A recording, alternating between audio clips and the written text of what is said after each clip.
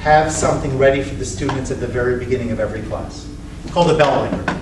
Okay? A short, congruent activity, something that is relevant to where you are. It could be a quick review of something you learned yesterday. It could be something which will springboard the class into something that you plan to do today. But it sits them down, it gets their mind focused, and it gets them moving. I'm just curious, in Tels, do the students switch rooms or the teachers move? Teachers. The teachers move.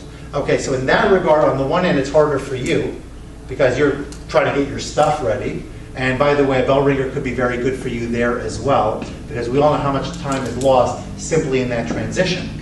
Right? You have to move from room A to room B. You got to schlep all your stuff with you. If you keep your things in that room and you're lucky to have a little, drawer somewhere where you can keep a few things, you have to find it. Hopefully the students haven't tampered with it. You have it where you thought you left it, all these kinds of things. So it takes a few minutes. Maybe you're taking attendance, whatever that might look like. Having something which you can distribute at the very beginning, getting them started with some work, means that those couple of initial minutes are better utilized than they might be otherwise. Okay? And again, it also is good to get the students' minds thinking about the subject of the day. Okay? We're going to talk about some specific examples soon. Okay. That's what happens when technology doesn't want to cooperate. I feel it's like hitting me all at once here. All right. Now the word chunk is an interesting word. I sort of think of it as like a very thick chocolate bar. But the instructional chunk, coming back to Madeline Hunter for a moment, the concept that is taught is called horizontal teaching. What that means is as follows. I introduce the objective of the day. I tell you what we're trying to accomplish. And then, after I've established how we're going to get there, whatever that might look like, I'm then going to begin teaching that content, either through lecture format, through cooperative learning, whatever that technique is going to be. One of the things we tend to do, and I hope I'm not guilty of this today myself, is overloading students with information. So I'm going to talk about the 3 major causes of the Civil War. And I'm going to go 1, and then 2, and then 3 with lots of detail. Maybe I'll pause for a little bit of clarification, whatever it is. But I might take 20 consecutive minutes delivering that content. And so what happens is, as we're learning that most current piece of information, our brain has already long lost that earlier thing that we taught before. And so in order to be able to develop it and to really drill down, especially if it's skills-based, where you can go ahead and give them a worksheet or some other way by which you can demonstrate student mastery, you want to go ahead and chunk the information.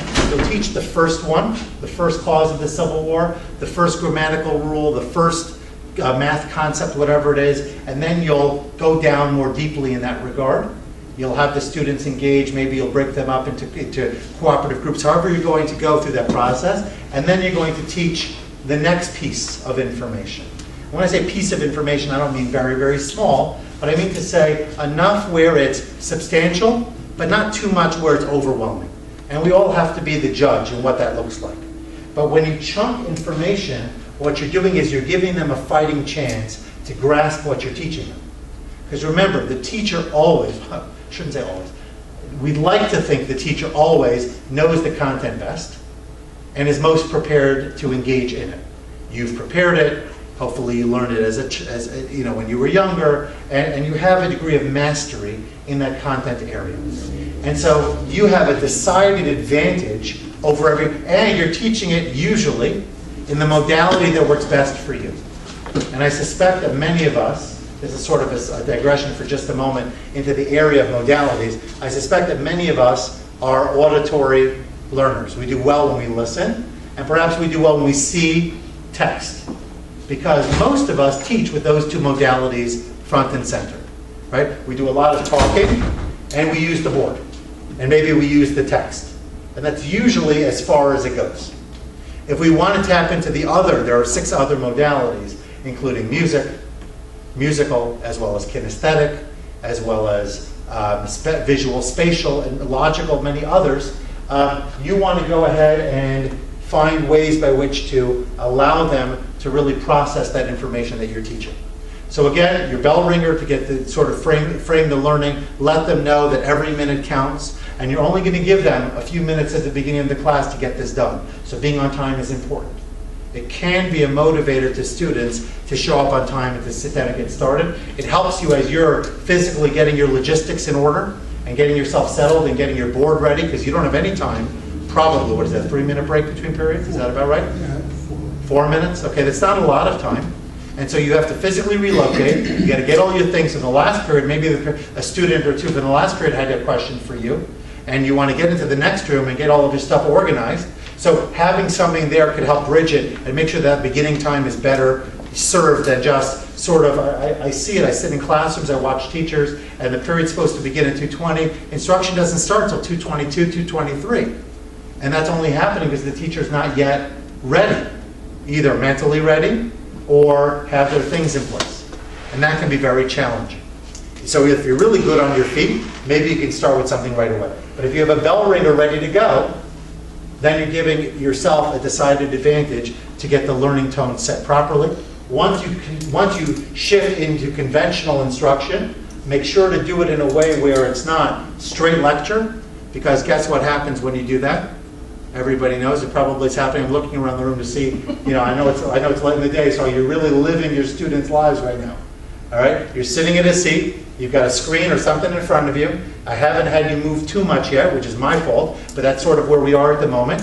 You've engaged a little bit with me, and I have involved you in some of the questioning, but I can even see now the ebb and flow in your consciousness, in your awareness, in your alertness, in your interest, right?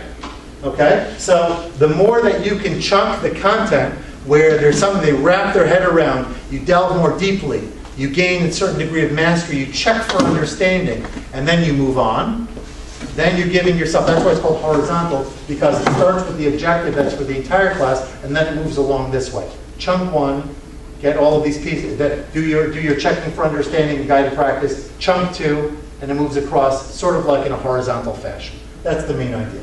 Okay? This gives the students an opportunity to engage and to master, and then you provide closure. So yesterday I was in a classroom, and the teacher was teaching, I believe it was math. I don't remember exactly what it was, not important. And then with no real warning, okay, everybody take out your English books and turn to page such and such.